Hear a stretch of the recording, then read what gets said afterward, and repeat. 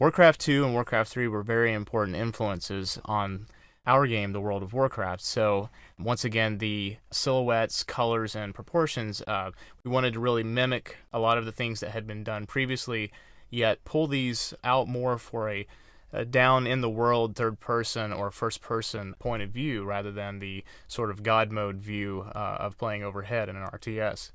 The perspective of the game definitely was a big influence on what we decided to accentuate and how we designed our characters. Just off the top of my head, a funny thing was that when we were originally designing this game, we were thinking about maybe taking it in a different direction, maybe a little darker or different look and feel. But we soon realized that Warcraft had a very established look, and that it would be a big mistake to deviate from that. So a lot of the typical characteristics of the characters' environments, the bright colors and the big silhouettes and shapes, we just stuck with it and just kept going. Carried that through the environments all the way down to the characters and creatures. Color was very important. I think as anyone plays the game, they'll see that there's a lot of passion for color. With the creatures, we actually found that less was more. Early on, we tried very, very sort of realistic, painting it almost to the point of photorealism, and they were beautiful pieces of art, but once they got into the world, it didn't really come across as simply as the older games did, and we found that the more we kind of scaled it back and went more stylized with the color, we actually would get down to where literally we'd just pick like 2 or 3 basic colors that would be on a creature, and we would kind of use those in sort of over-the-top ways, like some tribal tattoos or some little accent around the waist, or even like a hairstyle would kind of key off of other colors of the body. But we really toned those back and found the more that we kind of locked down colors tightly, the better they worked. In addition to nailing the unique look of Warcraft through the colors, we also had the shapes of the characters to work with. So proportions of the characters we found out were really key ways to distinguish our creatures and our characters from one another. So we tried to maximize the silhouettes of the characters, and maybe we'd pick out a certain aspect about them that we'd really want to accentuate. One creature had really big claws or a really disproportioned upper torso and a tiny head to accentuate how big his muscles were. You'll notice that the dwarves are really short and stout, and the night elves are really elegant and tall and elongated. We would see that we had these 2 different races. Maybe they were both really cool, but we would pick up on the fact that, I don't know, these guys are they're kind of looking a lot the same from a distance. And even though we really liked the way one of them maybe was proportioned already, we would go ahead and start trying to alter that to give it some uniqueness over the other one. And generally what we found was that we would end up with something that we liked even more, that was even more exotic or more out there. So it worked out well. I guess our theme of things that we do is we just push it and keep going too far with it and then go, oh my gosh, that's now just ridiculous looking, and then we just back it off a notch from that. As with, every other aspect in the World of Warcraft, you kind of can divide it right down the middle as the 2 different factions, the Horde and the Alliance. With the races, we have the humans, the Night Elves, the Dwarves, and the Gnomes. For the Alliance, and on the Horde, the Orcs, Taurens, Undead, and Trolls. And right off the bat, we just tried to start brainstorming about what we could do to set these races apart from one another. What makes you feel really cool and unique that you're picking this race over all the others? The humans are going to be the one characters that everyone can associate with. They kind of have typical proportions, a little exaggerated, a little muscular, but they're kind of the familiar characters that everyone will recognize on sight. And Night Elves, once again, still muscular. I mean, it's always our theme. We always kind of go over the top with muscularity of our characters, but we decided much more of a lanky jungle dweller, someone who would be kind of running through this forest and grappling logs, leaping over them, that kind of thing. Very, very athletic, very primal, that sort of thing. Yeah, I think you'll even see it all in the intro cinematic for the game, too. You'll see we kind of tried to capture these races in their environments, kind of, demonstrating what they'll do in their natural habitat. The dwarves are pretty established now too. They're kind of just the short, squat, muscular, cave-dwelling guys. Do a lot of mining and hunting, and real rustic characters, real gruff, kind of tromping around in the snow. And so we just kept those themes with them as well. Big bushy beards, a lot of bright primary colors for their beards. Are bright red, bright orange. We also have, grizzly, gray and white and black. And as we were doing this too, we found out like hair color was super key with defining each race as well. So certain hair colors are only available to these races and not to others. We didn't want to let the player necessarily choose any color for anything.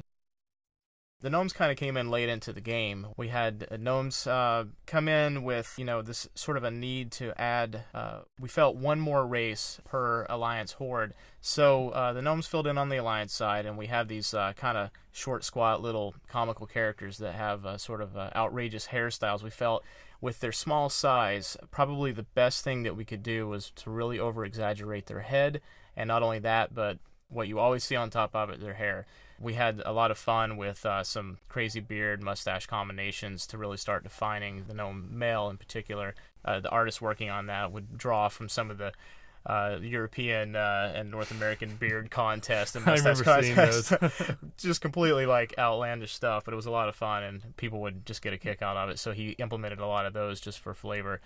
With the female, we went with a lot of just interesting like pom-poms and braided hairs that would just kind of wind well up off of the head and almost create this sort of tower effect. It's really comical, but I think in the long run it really works because it's the one element that you're going to pick up on them as you're running around in the world. I don't necessarily always think about it, but the hair creates such an interesting silhouette on the character. It's a thing that it's on right on the top, and it's a really good element to take advantage of to really help distinguish one race from the other. So we definitely tried to push it with the gnomes.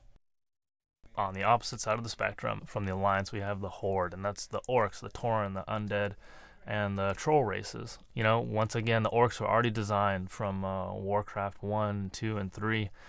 We initially tried to pioneer some different looks and feels for them, but with a lot of the design of this game, we just felt falling back on what was already established was the best route. They already looked just amazing and really cool, and so we stuck with what we were familiar with. They're just big, oversized, muscle-bearing, bodybuilding looking guys with big brutish faces. In addition to the Orcs, there's the Tauren, and they're just the giant Minotaur race, even bigger than the Orcs with the big bull heads. They got the great horns and the big manes and the really super top heavy physiques that help distinguish them out from the other characters.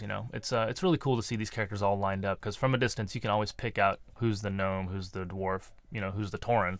And with them, they were already established as well from Warcraft series, so we just kind of went with what was already there. Doing the females again was a challenge, and now we kind of have this docile cow female character for them, Yeah, we really reined her in after a while. I mean, it almost became sort of a joke with our fans that it couldn't get much uglier than the Tauren female. So as much as we didn't want to pull back our artistic license, we decided to go ahead and kind of rein them in and give them something unique to the male. We still obviously wanted to make them feel like an upright bovine, if you will, but softer tones, shorter snouts, the mouth not being so long and brutish, kind of ditching the overhanging teeth elements and really toning her horns back so that she got sort of a softer element to her, more upright as well. So she got much more mid-heavy but slender at the same time, whereas the male really had that huge upper body bulk going on.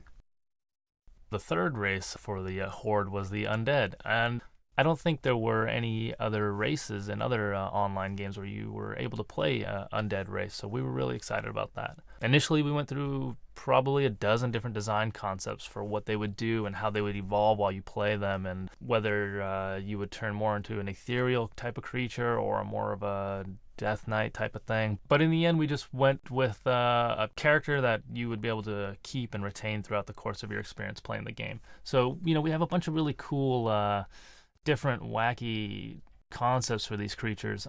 There's dozens and dozens of drawings of them that we tried out different things, different proportions, and eventually we got this kind of hybrid undead but kind of familiar looking character that's in the game.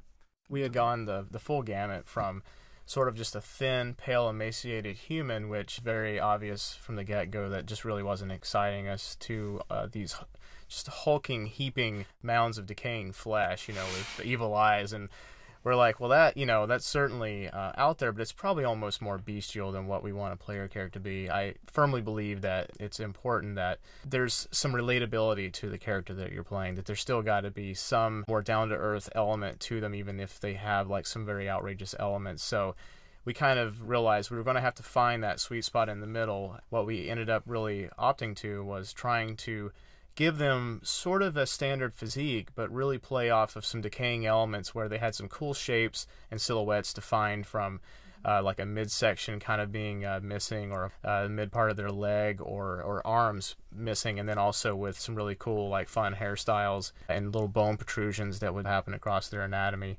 We just had to make the other elements we had, such as clothing and things, kind of work around those. The trolls were added in as a counterpart to the gnomes, and we really had wanted to have trolls in the game. We really, wanted to see them alongside of the other Horde members because they're another great tribal, shamanistic kind of thing, so they fit in really well with the other races. We had the same challenges that we had with some of the other races, especially in regards to the females. We've continually kind of gone round and round trying some different elements with the females, always trying to keep them tall and lanky, but we've gone, round and round with different iterations of her face and her posture, trying to find something that still feels very much troll, but is still appealing to a broad range of players. And one thing that we had learned from some of the other races was that it was actually important that we do certain things with the geometry so that it allowed us to have both attractive and non-attractive facial textures. And that was a quick way for us to be able to choose from the artist side just how much we would allow them to have, whether a player wanted to have something that was a little more scary and frightening and felt, truly monstrous, or if they wanted to be a more attractive character that maybe would be a little more socially acceptable in the game.